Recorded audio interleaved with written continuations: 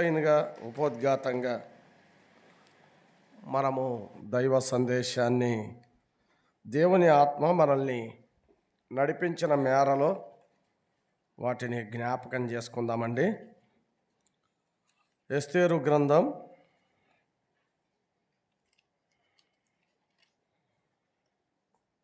1వ అధ్యాయం మొదటి నుండి 10 వచనాల వరకు న్యాయంగా చదవాలి. కానీ నేను ఒక 3 వచనాలు చదివి 2 వచనాలు చదివి 10వ వచనాన్ని నేను చదువుతాను. 1వ అధ్యాయం 1వ వచనం. అహశ్వరోషు దినములలో జరిగిన చర్యల వివరము. హిందూ దేశము మొదలుకొని కూషు దేశం వరకు 127 సంస్థానములను అహశ్వరోషు ఏలెను.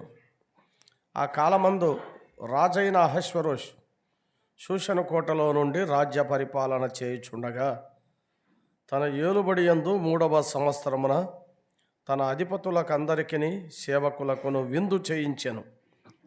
పారసీక దేశము యొక్కయు మాధ్య దేశము యొక్కయు పరాక్రమశాలులను గనులను సంస్థానాధిపతులను అతని సన్నిధిని ఉండగా.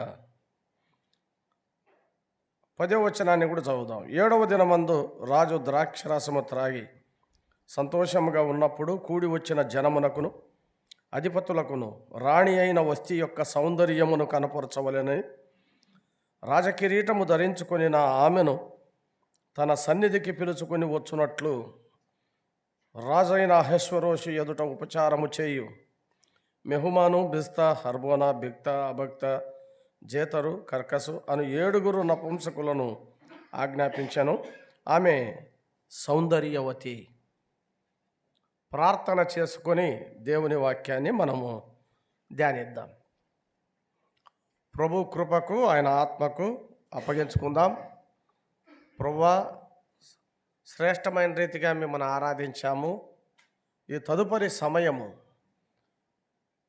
నీ వాక్య భాగాల ద్వారా నన్ను దీవించండి, ఆశీర్వదించండి, నాకు నేర్పించాల్సిన పాఠం నేర్పించండి అని మన హృదయ లోతుల్లో నుంచి అడిగితే ప్రభు మనతో మాట్లాడతాడు. కనుక అలాంటి కోరికతో మనందరి హృదయాలు వంచాలని ప్రేమతో మనవి చేస్తున్నాం. మహిమ కలిగిన దేవ, గనుడవైన రక్షకుడా, ఉదయకాలం శ్రేయస్కరమైన రీతిగా మిమ్మల్ని ఆరాధించగలిగాము దేవా, స్తోత్రములు. తదుపరి మా ముందున్న ఈ సమయాన్ని దీవెనకరంగా మలచండి. మీరు మాతో ఏమి మాట్లాడనై ఉన్నారో వాటిని వినడానికి మేము సిద్ధంగా ఉన్నాం. మనుష్యుని స్వరం మరుగున ఉంచండి. మీ స్వరాన్ని మా చెవుల్లో గింగురుమనున్నట్లు చేయండి. మీరు మాతో మాట్లాడమని. అవును ప్రభా, మీరు మాతో మాట్లాడితే మాకు క్షేమము, మాకు దీవెన, మాకు ఆశీర్వాదం. ఆ విషయమే మేము తలపోస్తూ మీ వైపుకు మా హృదయాలు తిప్పి ఆశ కలిగి ఉన్నాం. తృప్తిపరచుమని మా మంచి బోధకుడు అయిన యేసుక్రీస్తు ప్రభు అతి శ్రేష్టమైన ఘనమైన నామంలో ప్రార్థన చేసి వేడుచున్నాము తండ్రి, ఆమేన్. ప్రియులారా, బైబిల్లోని చరిత్ర పుస్తకాల్లో ఈ ఎస్తేరు గ్రంథం చివరిది. ఎస్తేరు కూడా ఒక చరిత్ర పుస్తకం కాబట్టి. కారణం ఏంటంటే, ఎస్తేరు అనే పదానికి అర్థం పర్షియా నామం, అది నక్షత్రం, స్టార్, నక్షత్రము అని అర్థం. సూర్యుడు ఉదయించక ముందు శుక్రుడు, ఉదయ నక్షత్రం, కొన్ని నక్షత్రాలు ప్రకాశించిన తర్వాత చివరిగా ప్రకాశించే నక్షత్రం పేరే ఈస్టర్, ఎస్తేరు. రాణి అయిన ఎస్తేరు పనులు చీకటి కాలములో ఒక కాంతి రేఖగా యూదా చరిత్ర గాఢాంధకారములో ఉన్నప్పుడు ఆమె ఒక వెలుగు రేఖగా, కాంతి రేఖగా, ఒక నక్షత్రంగా విరాజిల్లింది. ఈ ఎస్తేరు గ్రంథములో దేవుడు అనే మాట కనబడదు, కానీ అసలు దేవుడు, యెహోవా అనే పదాలు ఉండవు, కానీ దేవుని హస్తం మాత్రం అడుగడుగున మనకు ఇందులో స్ఫురిస్తుంది. ప్రతి సంభవము, ప్రతి సంఘటన వెనుక దేవుని అదృశ్య హస్తం, సర్వశక్తుని హస్తం అనేది ఈ గ్రంథం అంతటా మనం చూడగలం. గనుక ఇది చాలా అద్భుతమైన గ్రంథం. చాలా విషయాలు ఇందులో ఉన్నాయి, కానీ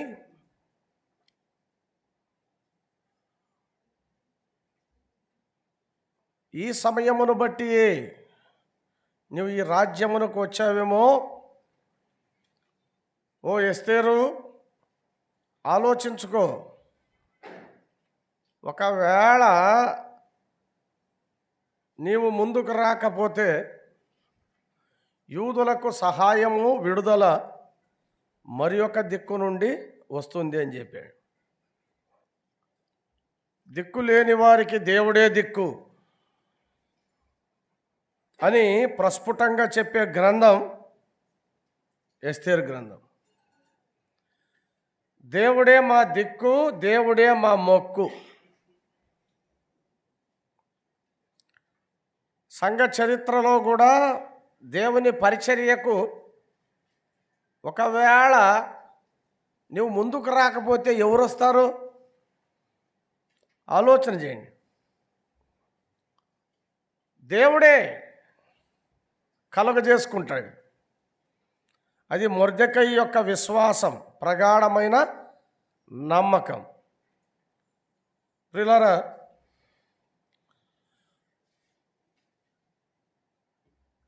ప్రపంచంలోనే శక్తివంతమైనటువంటి నియంత, 127 సంస్థానాలను పాలిస్తున్నటువంటి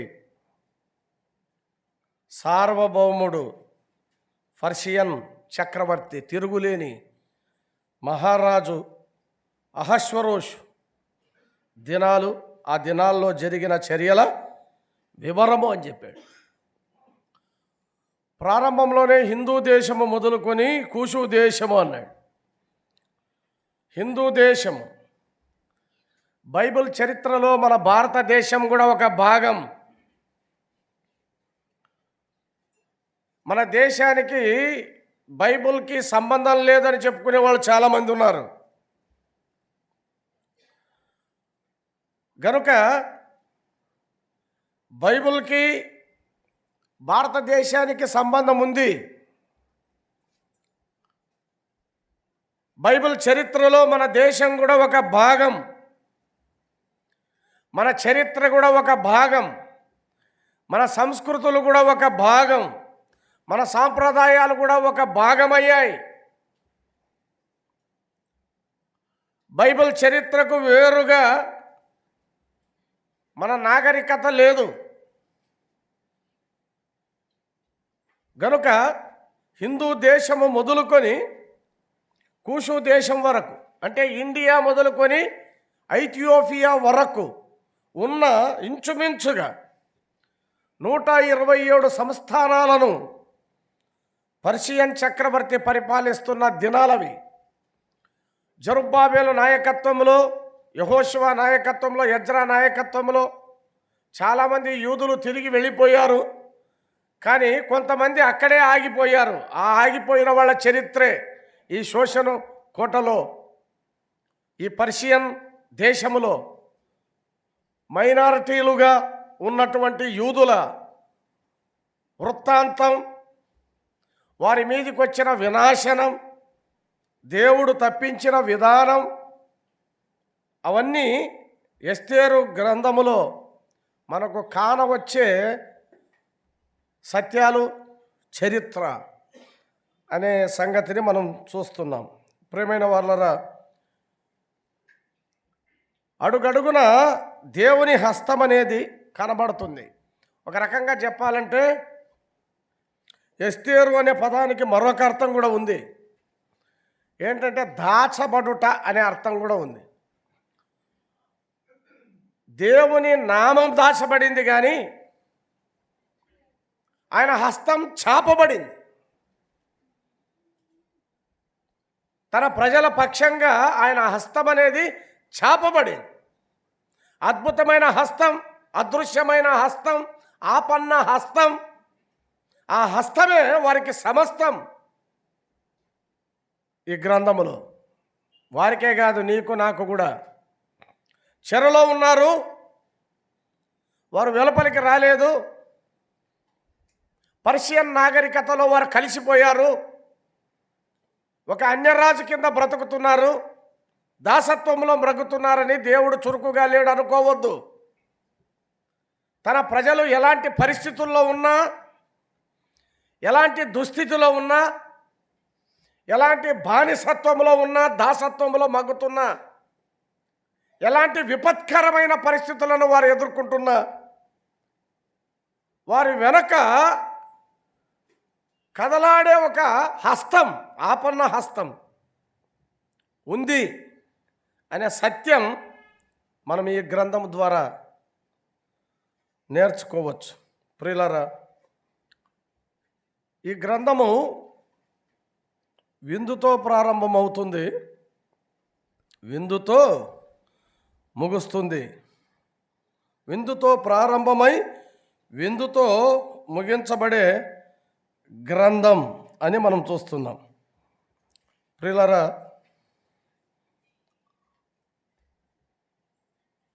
ఆ 3వ వచనాన్ని చదువుదాం చూడండి, లేదా 2-3 వచనాలు చదవండి. 2-3 వచనాలు. ఆ కాలమునందు రాజైన అహష్వేరోషు షూషను కోటలో రాజ్య పరిపాలన చేయుచుండగా, తన ఏలుబడి యందు 3వ సంవత్సరమున తన అధికారులందరికీ సేవకులకును విందు చేశాను అన్నాడు. విందు చేశాడు. ఇంచుమించుగా 7 రకాల విందులు ఈ గ్రంథంలో ఉన్నాయి. విందుతో ప్రారంభమై విందుతో ముగించబడిన గ్రంథం ఇది. ప్రియులారా, క్రైస్తవ జీవితం ఒక విందు. మనం విందుకు వచ్చాం. ఎందుకు వచ్చాం? ఉదయం లేచి ఎందుకు వచ్చాం చెప్పండి? విందుకు వచ్చాం. విందులో కూర్చుండగా పరిమళము వ్యాపించేగా, విందుశాలలోన ప్రేమ ధ్వజము నెత్తితివి. దయామయ మాయేసయ్య మా స్తుతులనందుకో, దయామయ మాయేసయ్య. ప్రియులారా, మనం విందుకు వచ్చాం. ఆరాధన అంటే విందు. కానీ విందులో ఏముండాలి? సంతోషం ఉండాలి. అందుకే 95వ కీర్తనలో ఉత్సాహంతో రండి, రండి నమస్కారం చేసి సాగిల పడదాం, ఆనంద గానము చేద్దాం రండి, ఉత్సాహిద్దాం రండి, పాడుదాం రండి, మన రాజును బట్టి ఆనందంగా కీర్తిద్దాం రండి. ప్రియులారా, దేవుని మందిరానికి ప్రభుని ఆరాధించడానికి వచ్చే మనలో కనబడవలసింది ఉత్సాహం, ఆనందం, సంతోషం. ఏదో దిగాలుగా రావడం కాదు, ఊస్రోమని రావడం కాదు. ఇది విందు. మన ప్రభువైన యేసుక్రీస్తు నీ కొరకు నా కొరకు మరణించాడు, కలువరి శిలువలో ప్రాణం పెట్టాడు. ఆయన 3వ దినమున తిరిగి లేచాడు. ఆయన ఆరోహణమై పరలోకమందు కూర్చున్నాడు. ఆయన సింహాసనాసీనుడుగా ఉండగా ఆయన పాలన, ఆయన సంస్థానం భూలోకములో ఉన్న సంఘం. సంఘము ఆయన సంస్థానం, ఆయన పాలన, ఆయన సంస్థానములో, ఆయన సంఘములో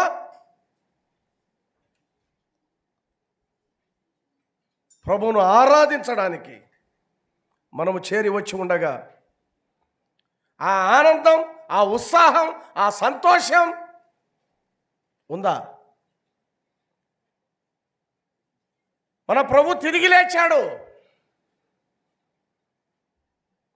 మనము నివాళులు అర్పించడానికి రాలేదు, మనము కృతజ్ఞతాస్తుతులు చెల్లించడానికి వచ్చాం, పాడడానికి వచ్చాం, కీర్తించడానికి వచ్చాం, ఘనపరచడానికి వచ్చాం.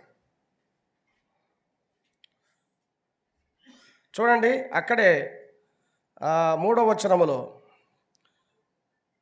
విందు చేయించెను పారసీక దేశము యొక్కయు మాధ్య దేశము యొక్కయు పరాక్రమశాలులు, గనులు, సంస్థానాధిపతులు అతని సన్నిధిని ఉండగా. అతని సన్నిధిలో ఎవరున్నారు చెప్పండి? పిరికివారు కాదు, అవిశ్వాసులు కాదు, నమ్మని వారు కాదు, భయపడేవారు కాదు, జంకేవారు కాదు, ఏదో చలించిపోయేవారు కాదు. ఎవరున్నారు చెప్పండి? ఆ విందులో, ఆయన సంస్థానంలో, ఆయన పాలనలో, ఆయన సన్నిధిలో పరాక్రమశాలులు ఉన్నారు, గనులు ఉన్నారు, గొప్పవారు ఉన్నారు. ఆ ఆధిక్యత ఎవరి ద్వారా వచ్చింది? ఇలా పరాక్రమశాలులు, పౌరుషం కలిగిన వారు, వారమంతట్లో ప్రభు కోసమై జీవించి గెలిచిన వారు, దేవుని కోసమై నిలిచిన వారు, వారు ప్రభువును ఆరాధించేవారు. ఓడిపోయిన వాళ్ళు ఏం ఆరాధిస్తారు? ఓడిపోయిన వాళ్ళు ఏం ఆరాధిస్తారు? బబులోను నదుల యొద్ద మమ్మను ఒక కీర్తన పాడమని కోరారు. అన్యుల దేశంలో యెహోవా కీర్తన మేము ఎట్లు పాడగలం? బబులోను నదుల దగ్గర దాసత్వంలో ఉంటే మాకు పాట వస్తుందా? మేము పాట పాడగలమా? నిరవంచి చెట్లకు మా సితారాలు తగిలించాం. ప్రియులారా, దాసత్వంలో ఉన్నవారు కాదు, స్వతంత్రులుగా, పరాక్రమశాలులుగా, జయించిన వారుగా, గెలిచిన వారుగా, ప్రభు కొరకు నిలిచిన వారంగా మనం ఉన్నప్పుడు ప్రభువును ఆరాధించగలం అని చెప్పాడు. అధిపతులను అలాగే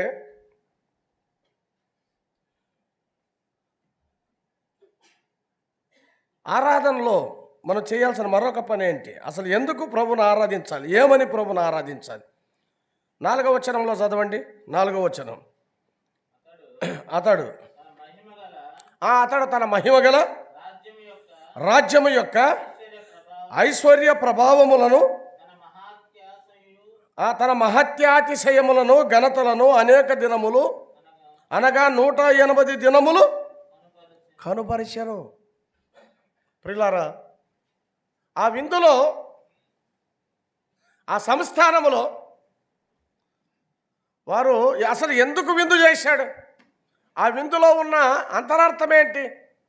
ఆయన రాజ్య మహిమ, ఆయన ప్రభావం, ఆయన ఘనత, ఆయన మహిమాతిశయం కనుపరచాలని. ఆయన మహిమను, ఆయన ఘనతను, ఆయన ప్రభావాన్ని, ఆయన కీర్తిని వర్ణించడం కోసం, కనుపరచడం కోసం ఆరాధన. ప్రియులారా, కీర్తన గ్రంథం చూడండి, 4వ అధ్యాయం 11వ వచనం చదవండి. క్షమించండి, ప్రకటన గ్రంథం 4:11. ప్రకటన 4:11 చదవండి.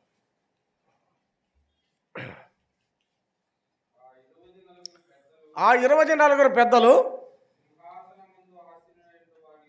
ఇక్కడ అహశ్వరోష ఆసీనుడై ఉన్నాడు. కానీ అసలుగా మన ప్రభు అయిన యేసుక్రీస్తు సింహాసనాసీనుడుగా పరలోకములో ఆయన కూర్చుండి ఉండగా 24 పెద్దలు సింహాసనమందు ఆసీనుడై ఉన్నవాని సాగిలపడి యుగ యుగములు జీవించుచున్న వానికి నమస్కారములు చేయుచు, ప్రభువా మా దేవా, నీవు సమస్తమును సృష్టించితివి, నీ చిత్తమును బట్టి అవి ఉండెను, దానిని బట్టి సృజించబడిన కనుక నీవే మహిమ ఘనత ప్రభావము పొంద నర్హుడు. మహిమ పొంద నర్హుడవు నీవే, ఘనత పొంద నర్హుడవు నీవే, ప్రభావము పొంద నర్హుడవు నీవే. సమస్తము నిన్ను బట్టే ఉన్నాయి. నీవే సమస్తాన్ని సృష్టించావు. ఆలోచన చేయండి. ఘనత నీకే, మహిమ నీకే, ప్రభావము నీకే. వారి ఆరాధన అంచెలంచెలుగా పెరుగుతూ వచ్చింది. కావాలని చూడండి 5వ అధ్యాయం 13. ఇక్కడ 3 మాటలే చెప్పారు, కానీ ఇంకొంచెం ముందుకెళితే ప్రకటన గ్రంథం 5:13 చదవండి. సింహాసనాసీనుడై ఉన్నవానికి పరలోకమందును భూలోకమందును భూమి క్రిందను సముద్రములోను ప్రతి సృష్టము అనగా సర్వమును సింహాసనాసీనుడై ఉన్నవానికి గొర్రెపిల్లకు స్తోత్రమును ఘనతయు మహిమయు ప్రభావం. ఎన్ని? 4. స్తోత్రము, ఘనత, మహిమ, ప్రభావం అన్నాడు. అలాగే 7వ అధ్యాయం 11 చదవండి. ప్రకటన గ్రంథం 7:11.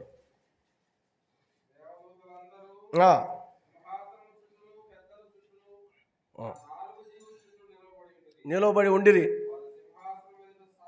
సాగిలపడి ఆమేన్, యుగ యుగముల వరకు మా దేవునికి స్తోత్రము, మహిమ, జ్ఞానము, కృతజ్ఞతాస్తుతి, ఘనతయు, శక్తియు, బలమును కలుగును. ఆమేన్ అని చెప్పి ఎన్ని సంగతులు చెప్పారు ఇప్పుడు? 7. ఆలోచన చేయండి. అంటే వారి ఆరాధన రోజు రోజుకు పెరుగుతుంది. వారి ఆసక్తి పెరుగుతుంది, వారి ఆరాధన పెరుగుతుంది. వారు ప్రభువుని ఎక్కువగా తెలుసుకుంటున్నారు. ప్రియులారా, మరి మన సంగతి ఏంటి? ప్రభు మనకెంతగా అర్థమైతే అంతగా ప్రభువును ఆరాధిస్తాం. మన ఆరాధన బట్టి ప్రభు మనకెంత అర్థమయ్యాడో తెలిసిపోతుంది. ఆ సింహాసనాసీనుడై ఉన్నవాన్ని, ఆ గొర్రెపిల్లను, ఆ యుగ యుగములు జీవించుచున్నవానికి నిరంతరము స్తుతియు, మహిమ, ఘనత, ప్రభావము, జ్ఞానము, ఐశ్వర్యము, కృతజ్ఞతాస్తుతులు చెల్లించుచున్నాము. కాబట్టి ఆయన సంస్థానములో 5వ వచనం చదవండి. 5వ వచనం. ఆ దినములు గడిచిన తర్వాత రాజు శూషణ కోటలోనున్న అల్పులకేమి గనులకేమి జనులందరికీ, అల్పులకేమి గనులకేమి అన్నాడు. అంటే ఆరాధనలో అల్పులు ఉన్నారు, గనులు ఉన్నారు, అందరూ సమం. ఒకరు ఎక్కువ ఒకరు తక్కువ లేదు. పాడేవారు ఎక్కువ, స్తుతులు చెల్లించేవారు ఎక్కువ, లేదా వాక్యం చెప్పేవారు ఎక్కువ, ఆరాధన తలంపులు పంచుకునేవారు ఎక్కువ. అలాంటివి ఏమి లేవు. అందరూ సమం, అందరూ ఒకటే.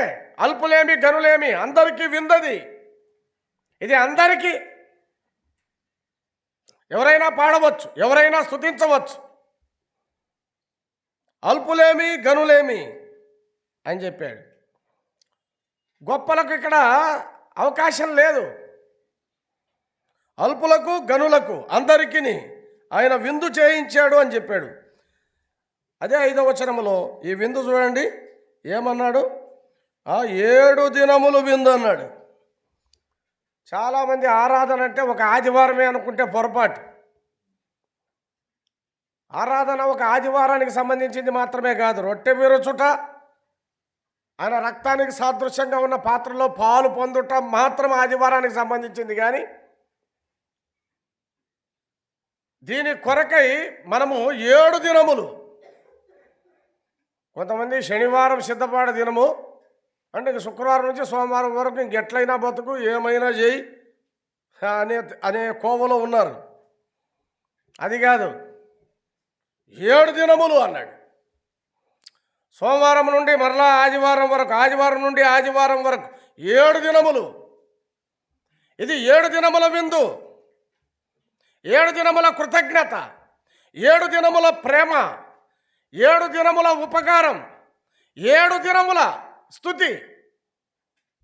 ఇదేది ఒక్కరోజు పొంగేది కాదు. ఇది ఒక్కరోజు వచ్చి ఉప్పొంగేది కాదు. కేవలం ఆదివారం మాత్రమే ఊగిపోయేది కాదు. వారమంతటికి సంబంధించింది. వారమంతట్లో ప్రభుని సేవించావా, ప్రేమించావా, ధ్యానించావా, ప్రభుని గురించి ఆలోచించావా? ఆ లోతైన సమర్పణ నీలో ఉందా? కేవలం ఆదివారం మాత్రమే వచ్చేస్తుంది ఆసక్తి. ఇది 7 దినముల విందు. అల్పులేమి గనులేమి అందరికీ, సామాన్యులకేమి అందరికీ, నమ్మిన ప్రతి ఒక్కరూ ఒకే రొట్టెలో, ఒకే ద్రాక్ష రసములో మనం పాలు పొందుతున్నాం.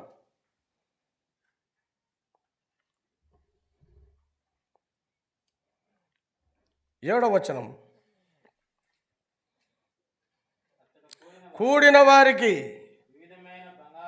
ఆ వివిధమైన బంగారు పాత్రలు అన్నాడు కదా. కూడిన వారికి ఆరాధన అంటే కూడి రావడం,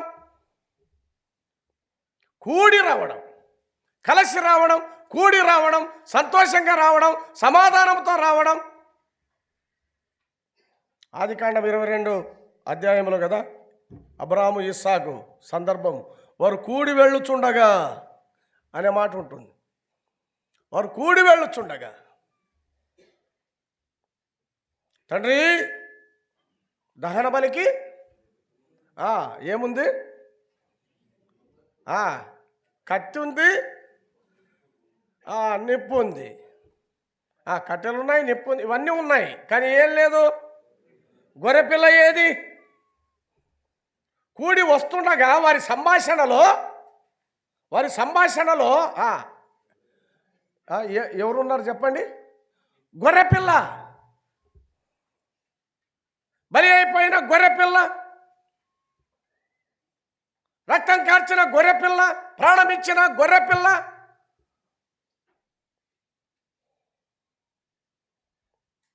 వధించబడిన గొర్రెపిల్ల, లోకపాపమును మోసుకొని పోయిన గొర్రెపిల్ల, బొచ్చు కత్తిరించు వారి ఎదుట ఉన్న మౌనంగా ఉన్న గొర్రెపిల్ల.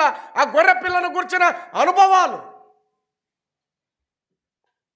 మన ఆరాధనలో ఉన్నాయా? మన హృదయంలో ఉన్నాయా? గొర్రెపిల్ల ఏది? చచ్చిన కుక్క లాంటి వాడిని ప్రభువా, పందిలా పొరులుతుంటే ప్రభువా అంటుంటారు. ఇక్కడ అనలేదు. దేవునికి స్తోత్రం. అంటే కుక్కల్ని, పందుల్ని జ్ఞాపకం చేసుకుంటుంటారు. ప్రభు ఏం చెప్పాడు? నన్ను జ్ఞాపకం చేసుకోవడానికి దీన్ని చేయండి. నన్ను జ్ఞాపకం చేసుకోండి. ఆ గొర్రె పిల్లను మనం జ్ఞాపకం చేసుకోవాలి. బలి అయిపోయిన గొర్రెపిల్ల, మన కొరకు దిగి వచ్చిన గొర్రెపిల్ల, ప్రాణమిచ్చిన గొర్రెపిల్ల, మౌనంగా ఉన్న గొర్రెపిల్ల. ప్రియులారా, గొర్రెపిల్ల ఏది? కూడి వస్తుండగా గొర్రెపిల్లను గురించిన అనుభవాలు ఉన్నాయా? మన ధ్యానం దేనిపైన? మన హృదయం దేనిపైన? మన మనస్సు దేనిపైన?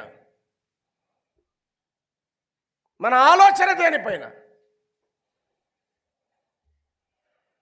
ఆలోచన చేయండి.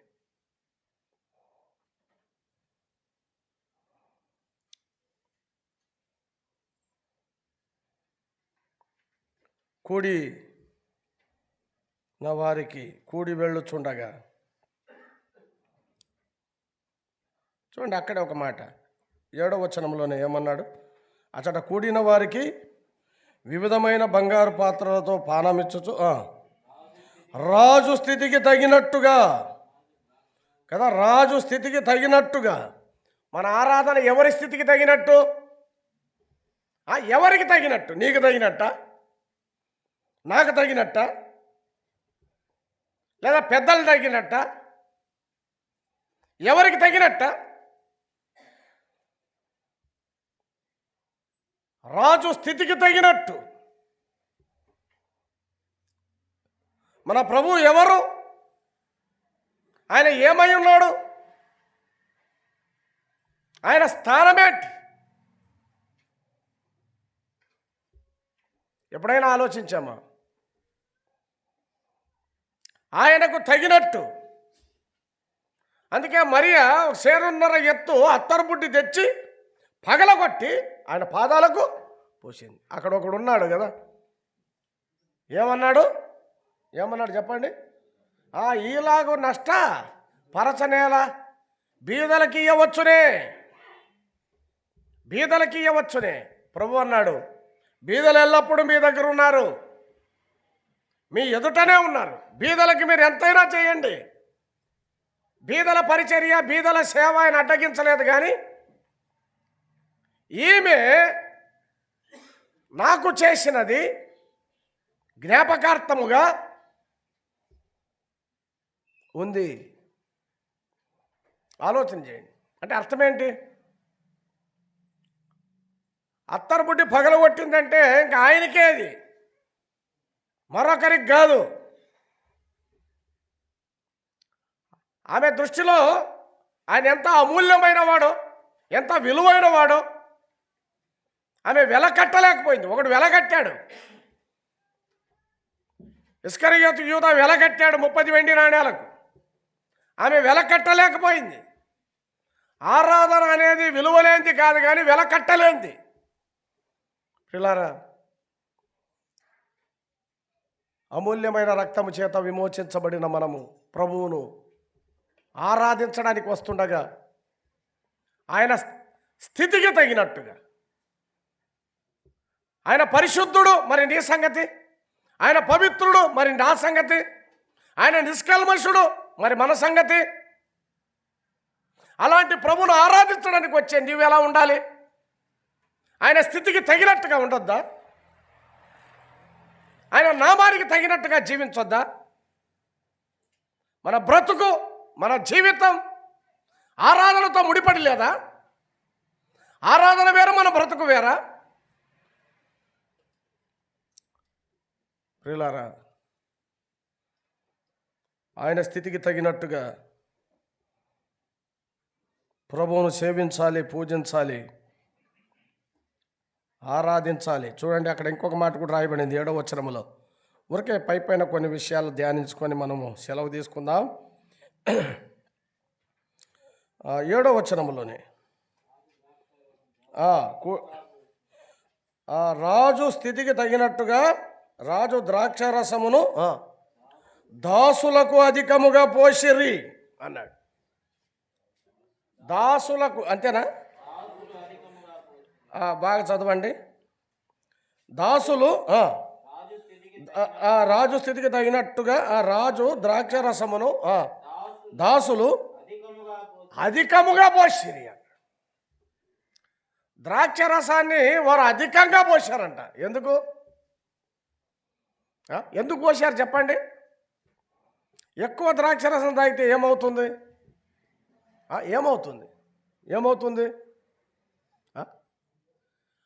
మూర్ఛలుతాం, మత్తిలుతాం, బయటి విషయాలు మనకి ఇంకేమి ఎక్కవు, అందులోనే ఉండిపోతాం. ఎందులో? ఆ మత్తులో, ఆ మైకములో, అందులోనే మునిగిపోతాం, అందులోనే తేలిపోతాం, అందులోనే ఉండిపోతాం. అదే ఆరాధన.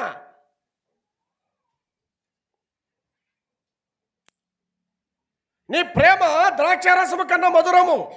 పరమగీతం తీస్తూనే అతడు అనే దానితో ప్రారంభమవుతుంది కదా. అతడు తన నోటి ముద్దులతో నన్ను ముద్దు పెట్టుకునేను కదా. నోటి ముద్దులతో నన్ను ముద్దు పెట్టుకున్నాడు. అని చెప్పాడు. ఒక వ్యక్తి ఒకేసారి ఇద్దరిని ముద్దు పెట్టుకోలేడు. ఒక వ్యక్తి ముద్దు పెట్టుకోవాలంటే ఒకే వ్యక్తినే ముద్దు పెట్టుకుంటాడు. ఇద్దరు వ్యక్తుల్ని ఒకే సమయంలో ముద్దు పెట్టుకోలేరు ఎవరు. మరి నీ సంగతి ఏంటి, నా సంగతి ఏంటి? ప్రభువును మాత్రమే మనం ముద్దు పెట్టుకోగలం, మరొకరిని లేదు, పెట్టుకోలేము. అందుకే వేరు ప్రియుని కన్నా నీ ప్రియుని విశేషమేమి? అక్కడ యెరూషలేము కుమార్తెలకు సియోను కుమార్తెలకు వేరు కుమార్తెలు ఉన్నారు, వేరు ప్రియులు ఉన్నారు, వేరే ప్రియులు ఉన్నారు. వేరొక దేవుడు నీకు ఉండకూడదు. ఇదిగో ఇతడే నా ప్రియుడు, ఇతడే నా స్నేహితుడు. ఓ యెరూషలేము కుమార్తెలారా, నేను ప్రేమాతిశయముతో మూర్ఛిల్లుతున్నాను, నేను మత్తిల్లుతున్నాను, నేను మూర్ఛిల్లుతున్నాను. నన్ను లేపకండి, నన్ను కలతపరచకండి. నేను నా ప్రియునితో ఉన్నాను. Don't disturb me, don't disturb me. ఎందుకు డిస్టర్బ్ చేస్తారు? నేను ఆయన ప్రేమాతిశయముతో మూర్ఛిల్లుతున్నాను, మత్తిల్లుతున్నాను.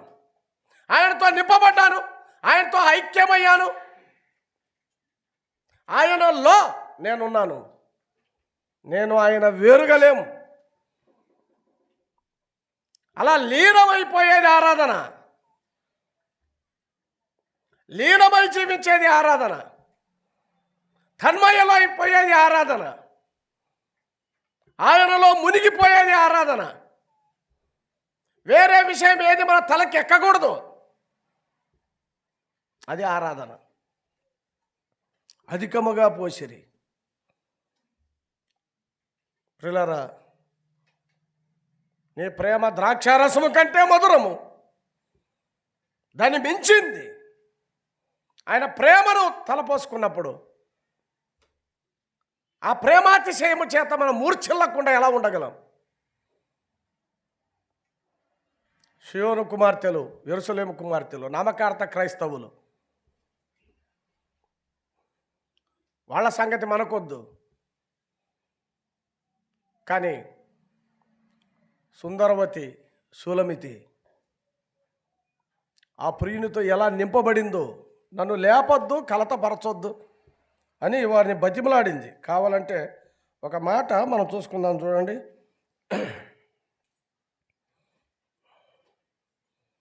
పరమగీతం 2వ అధ్యాయం 7వ వచనం చదవండి. పరమగీతం 2:7. ఆ మాటలు ఎక్కువగా ఉన్నాయి. యెరూషలేము కుమార్తెలారా, ఆ పొలములోని ఇరులను బట్టి, లేళ్లను బట్టి, పొలంలోని లేళ్ళు ఇర్రలు వాటిని బట్టి ఎందుకు ప్రమాణం చేయించుకోవాలి? పొలంలో లేళ్ళు ఎలా ఉంటాయి? నిద్రపోతుంటాయా? ఇర్రులు ఎలా ఉంటాయి? పడుకొని ఉంటాయా? ఎప్పుడైనా లేళ్ళు చూశారా పొలంలో? అవి ఎలా ఉంటాయి? ఎలా గంతులేస్తాయి, ఎలా ఎగురుతాయి, ఎలా ఉత్సాహంగా ఉంటాయి, ఎలా చురుకుగా ఉంటాయి. లేళ్లను బట్టి ఇర్రులను బట్టి నేను ప్రమాణం చేయించుకుంటున్నాను అని చెబుతూ, ప్రేమకు ఇష్టమగు వరకు మీరు అంటే వాళ్ళు ఎంత తాగుతారో అంత అధికంగా పోశారంట. అంటే దాని అర్థం ఇదే, ప్రేమకు ఇష్టమగు వరకు. నేను తృప్తిగా ప్రభువును ఆరాధించానని చెప్పగలవా? హృదయపూర్వకంగా, తృప్తిగా, సంతోషంగా, నిండుగా ప్రభువుని నేను ఆరాధించానని నీ ఇంటి వారికి, నీ పిల్లలకి, నీ స్నేహితులకి నువ్వు సాక్ష్యం ఇవ్వగలవా? చెప్పగలవా? ప్రియులారా, దాసులు అధికముగా పోశారు.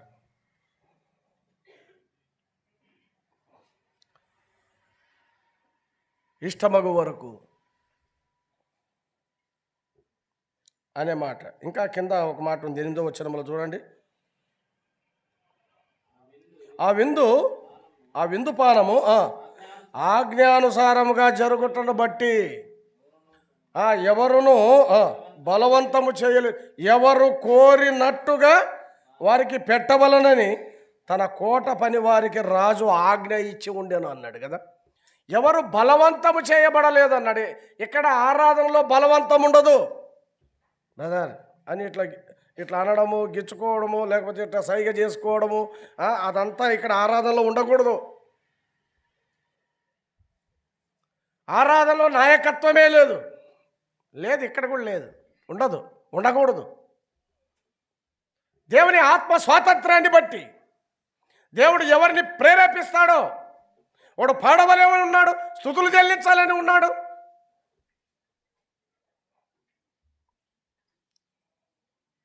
ఆలోచన చేయండి. ఎవరు బలవంతం పెట్టబడలేదు, ఎవరిని బలవంతము చేయలేదు, బలవంతమేమి లేదు. కోరినట్టుగా 4 మాటలు చెప్పాలనుకుంటే చెప్పు, స్తుతించాలనుకుంటే స్తుతించు, సాక్ష్యం ఇవ్వాలనుకుంటే సాక్ష్యం ఇవ్వు. బలవంతము చేయలేదు. పిల్లరా, కోరినట్టుగా అట్లని ఇష్టానుసారంగా జరిగించడానికి వీల్లేదు. ఇది ఆజ్ఞ. చెప్పాడు కదా, అక్కడ ఏమన్నాడు? ఆజ్ఞానుసారముగా జరగాలి, ఆజ్ఞానుసారముగా జరగాలి. ఇది ఒక ఆజ్ఞ. ప్రభురాత్రి భోజన సంస్కారం అనేది ఇదేం ఒక విన్నపం కాదు, ఇదేం ఒక రిక్వెస్ట్ కాదు.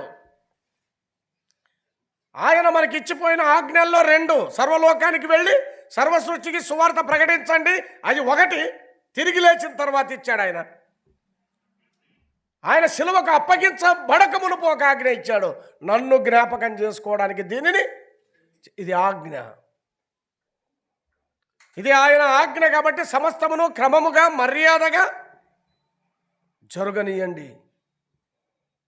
స్వాతంత్రం ఉందని ఇష్టానుసారంగా చేయడానికి లేదు. ఇది ఇష్టానుసారంగా చేయరాదు. క్రమంగా మర్యాదగా దీన్ని జరిగించాలి అని చెప్పాడు. ప్రియులారా, సంఘమైన సంస్థానం, ఆయన సంస్థానంలో సింహాసనాసీనుడుగా ఆయన ఉండగా, సమస్తాన్ని గెలిచి జయించి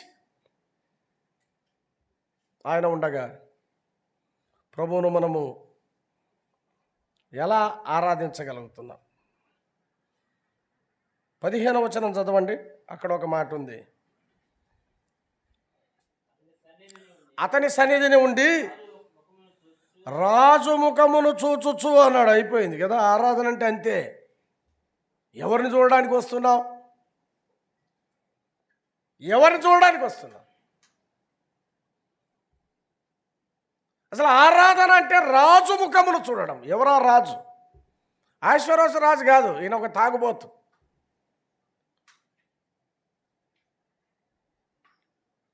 ఇతడొక ముక్కోపి. ఈ అహశ్వేరోషు అన్యుడు. ఇతడొక స్వార్థపరుడు.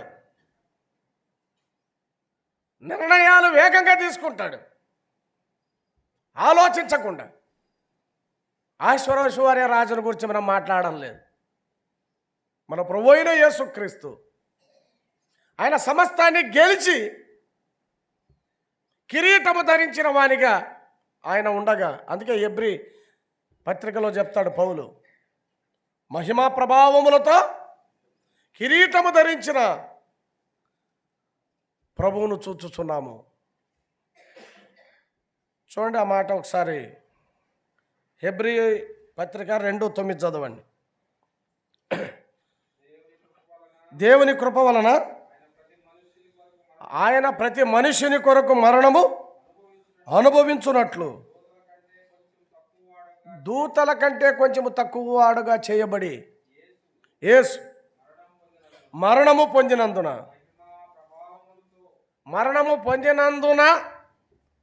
మరణమును గెలిచినందున, మరణపు ముళ్ళును విరిచినందున, సమాధి నుండి లేచినందున, సమాధి గుండెను పెకిలించుకొని లేచినందున, మహిమా ప్రభావములతో కిరీటము ధరించిన వానిగా మనం ప్రభువును చూస్తున్నాం. సత్రములో ఉన్న ప్రభువు కాదు, శిలువ మీద ఉన్న ప్రభువు కాదు, సమాధిలో ఉన్న ప్రభువు కాదు. సమస్తమును గెలిచి సింహాసనాసీనుడుగా మహిమా ప్రభావాలతో కిరీటము ధరించిన వానిగా మేము చూస్తున్నాం. అందుకే యోహాను సువార్తలో 12వ అధ్యాయం 20 వచనంలో ఒక మాట ఉంటుంది. ఆ పండుగలో ఆరాధింపవచ్చిన వారిలో కొంతమంది గ్రీసు దేశస్థులు ఉన్నారు. వాళ్ళు సువార్తికుడైన ఫిలిప్పు దగ్గరకు వచ్చి, అయ్యా, మేము యేసును చూడగోరుచున్నాము. ఈ పస్కా పండుగలో ఎన్నో పశువులు బలైపోతున్నాయి, రక్తం పారుతూ ఉంది, బలిపీఠాలు రక్తంతో నిండి ఉన్నాయి, దేవాలయం అలంకరించబడింది, అక్కడ ధూమము పొగ లేస్తుంది, అక్కడ ఎంతో జనసందోహం ఉంది. అయితే వీటన్నిటి మధ్య మేము ఆరాధించడానికి వచ్చాం, కానీ మాకు తృప్తి లేదు, మాకు సంతోషం లేదు, మాకు ఆనందం లేదు, మాలో ఏదో కొరతుంది. మేము యేసును చూడగోరుచున్నాం. ఎవరు చూడాలనుకున్నారు వాళ్ళు? మేము యేసును చూడగోరుచున్నాం. ఆరాధింపవచ్చిన వారిలో మేము యేసును చూడగోరుచున్నాం. గ్రీసు దేశస్థులు. అమ్మా, ఎవరిని చూస్తున్నాం ఆరాధనలో? ప్రభువును చూడడమే ఆరాధన, ఆయన్ను చూడడమే, ఆయన్ను స్మరించడమే ఆరాధన. కిరీటము ధరించిన వానిగా మేము చూచుచున్నాము. గనుక మనము తెలిసిన సత్యాలే. ఆరాధన అనేది చాలా శ్రేష్టమైంది. ఆయన సంస్థానములో అది ఒక విందు. విందు అన్నప్పుడు ఆ ఉత్సాహంతో రావాలి, ఆనందంతో రావాలి, సంతోషంతో రావాలి, రక్షణను గూర్చిన సునాదముతో రావాలి. గొడ్రాల పిల్లలు కననిదాన జయకీర్తన ఎత్తుము. జయకీర్తన ఎందుకు? ఆ బాధ నీకు లేకుండా చేశాడు కదా, ఆ నొప్పి లేకుండా చేశాడు కదా, ఆ వేదన లేకుండా చేశాడు కదా, ఆ మరణం లేకుండా చేశాడు, శిక్ష లేకుండా చేశాడు. వేదన పడనిదానా, గొడ్రాల పిల్లలు కననిదానా జయకీర్తన ఎత్తుము. ఆయనే తన సొగసున స్వరూపాన్ని కోల్పోయాడు కలవరి శిలువలో.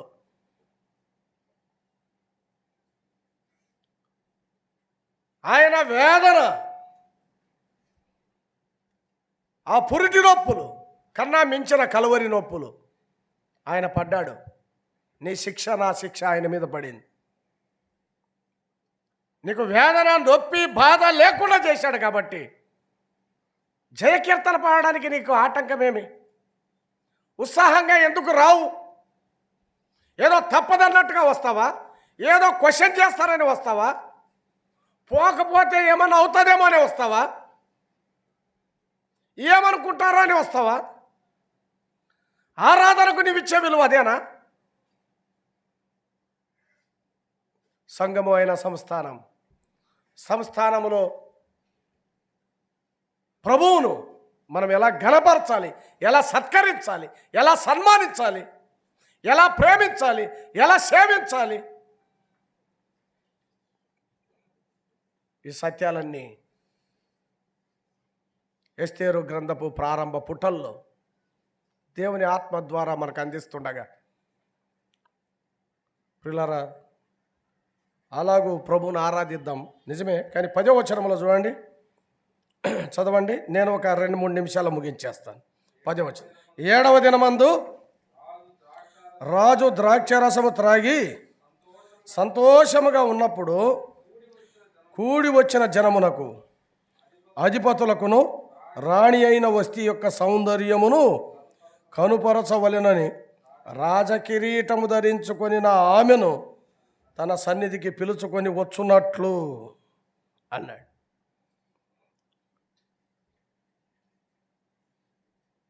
ప్రియులారా, 7వ దినమున రాజు ద్రాక్షరసము తాగి సంతోషంగా ఉన్నప్పుడు వస్తిని రమ్మని ఆజ్ఞాపించాడు. కారణం ఏంటి? ఆమె సౌందర్యాన్ని ఆ కూడి వచ్చిన ప్రజలకు కనుబరచాలని. ప్రియులారా, వస్తి రాననింది. మామూలుగా ఆమె అహశ్వరోషు యొక్క పట్టపు రాణి. తన సొగసు, తన సౌందర్యం అహశ్వరోషుకే. ఇతరులకు చూపాల్సిన పని లేదు. వాస్తవంగా అంతే. కానీ సంఘము ప్రభువైన యేసుక్రీస్తుకు పట్టపు రాణి. వస్తి కాదు, వస్తి అహశ్వరోషుకు రాణి. సంఘము ప్రభువైన యేసుక్రీస్తుకు పట్టపు రాణి.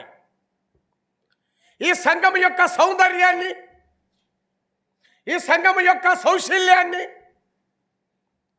ఈ సంఘము యొక్క నిర్మలతను, ఈ సంఘము యొక్క పవిత్రతను, ఈ సంఘము యొక్క గుణగణాలను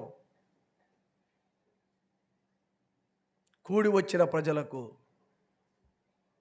కనుబరచాలి. కావాలంటే ఎఫెసీయులకు రాసిన పత్రిక 5వ అధ్యాయం 27వ వచనం చూడండి.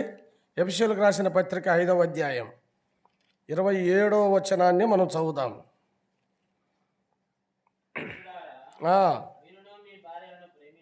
ప్రేమించుడి, అటువలే క్రీస్తు కూడా సంఘమును ప్రేమించి అది కళంకమైనను ముడతైనను అట్టిది మరి ఏదైనాను లేక పరిశుద్ధమైనదిగా నిర్దోషమైనదిగా మహిమగల సంఘముగా ఆయన తన ఎదుట దాన్ని నిలవబెట్టుకొనవలెనని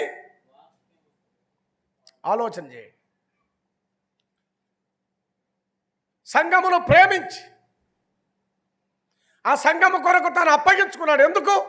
ఆ సంఘము యొక్క సౌందర్యాన్ని, ఆ సంఘము యొక్క సౌశల్యాన్ని, ఆ సంఘము యొక్క పవిత్రతను యుగములలో తరములలో మర్మమై ఉన్న క్రీస్తు సంఘం,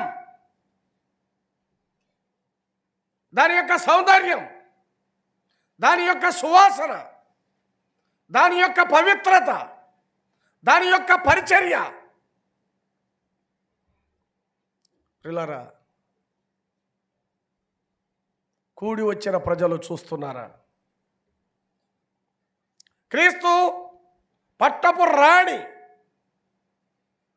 అయినటువంటి ఆ సంఘం యొక్క సౌందర్యం, సువార్త ప్రకటించు వారి పాదములు పర్వతం మీద సుందరమైనవి. సంఘానికి చాలా సౌందర్యాలు ఉన్నాయి, చాలా ఆభరణాలు ఉన్నాయి. పెళ్లి కుమార్తె తన వడ్డాణమును మరచునా? మరుస్తుందా? మరవదు. లెక్కలేనన్ని సార్లు మీరు నన్ను మరిచి ఉన్నారు. ప్రకటన గ్రంథంలో 7 సంఘాలకు యోహాను ద్వారా వర్తమానం వచ్చినప్పుడు మొట్టమొదటి సంఘమైనటువంటి అపోస్తలిక సంఘానికి సూచనగా ఉన్నటువంటి ఎఫెసు సంఘములో ప్రభువైన యేసుక్రీస్తు సువర్ణ దీప స్తంభాల మధ్య ఉన్నాడు, సంఘముల మధ్య ఉన్నాడు. ఆయన సంచారం చేస్తున్నాడు. కానీ చివరి సంఘము లవోదికయ సంఘానికి వచ్చేసరికి ఆయన ఎక్కడున్నాడు? గుమ్మం దగ్గర ఉన్నాడు.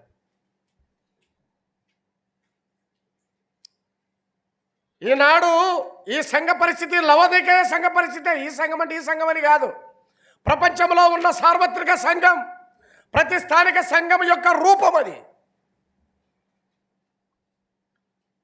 ప్రియులారా, ప్రభువుకు స్థానం లేని సంఘం, ప్రభువుకు స్థానం ఇవ్వలేని సంఘం, అదేం సౌందర్యంగా ఉంటుంది? మన స్థానిక సంఘాల్లో ప్రభు ఘనపరచబడుతున్నాడా? ఆయనకు ప్రాముఖ్యం కలుగుతుందా? ఆయనకు స్థానం ఇస్తున్నామా? ప్రథమ స్థానం అయిందేనా? సువర్ణ దీపాల స్తంభాల మధ్య ఉన్న ప్రభు లవదికయ్యకు వచ్చేసరికి ఎక్కడున్నాడు? ఆయన ఎక్కడున్నాడు? వెలుపలున్నాడు. సంఘము ప్రభువును కోల్పోలేదు, కానీ ప్రభు సంఘముతో ఉండడానికి, కొనసాగించడానికి ఆయన తలుపు తట్టుచున్నాడు. తలుపు తడుతున్నాడు. తలుపు తీస్తే నేను నీతో, నువ్వు నాతో భోజనం చేద్దాం, సహవాసం చేద్దాం, భోజనం చేద్దాం. ప్రియులారా, సంఘం యొక్క సౌందర్యం, ఆభరణం ప్రభువైన యేసుక్రీస్తే. మచ్చలేనిదిగా, ముడత లేనిదిగా, ఒకరోజు ఆయన కళంకం లేనిదిగా సంఘాన్ని వాక్యమనే ఉదక స్నానం చేత పవిత్రీకరించబోతున్నాడు. నిజమే, కానీ భూలోకంలో ఆయన సంఘాన్ని సౌందర్యవంతమైన దానిగా అనేకులకు కనబరుచున్నట్లుగా సంఘం యొక్క సేవ, పరిచర్య, సంఘం యొక్క ఐక్యత, ఆ పరిమళం, ఆ సువాసన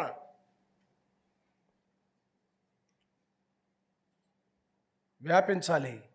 దాని పరిచర్య అనేకులకు అందాలి. దాని కొరకు క్రీస్తు అప్పగించుకున్నాడు. మంచిదే. మరి నీవు నేను సంఘం కొరకు అప్పగించుకుంటున్నామా? సేవ కొరకు అప్పగించుకుంటున్నామా? పరిచర్య కొరకు అప్పగించుకుంటున్నామా? ఒకరిద్దరేనా? నువ్వు అప్పగించుకోవా? క్రీస్తు సంఘమును ప్రేమించి తను తాను అప్పగించుకునే మాట ఎంత శ్రేష్టమైంది. పిల్లారా, సంఘము అనేది సామాన్యమైనది కాదు. చాలా విషయాలు ఉన్నాయి, కానీ వాటన్నిటినీ చెప్పాలని కాదు. ఆ మొదటి భాగంలో సంఘము ఆయన సంస్థానం, ఆయన సింహాసనాసీనుడుగా ఉండగా ఆయన సన్నిధికి వస్తున్న మనం ఎలా ప్రభువును సన్మానిస్తున్నాం, ఆరాధిస్తున్నాం, పూజిస్తున్నాం. అక్కడ తెరల గురించి చెప్పాడు, పాత్రల గురించి చెప్పాడు, చాలా విషయాలు చెప్పాడు. అది చాలా సౌందర్యవంతమైన వాతావరణం. ఆరాధన కూడా అంతే.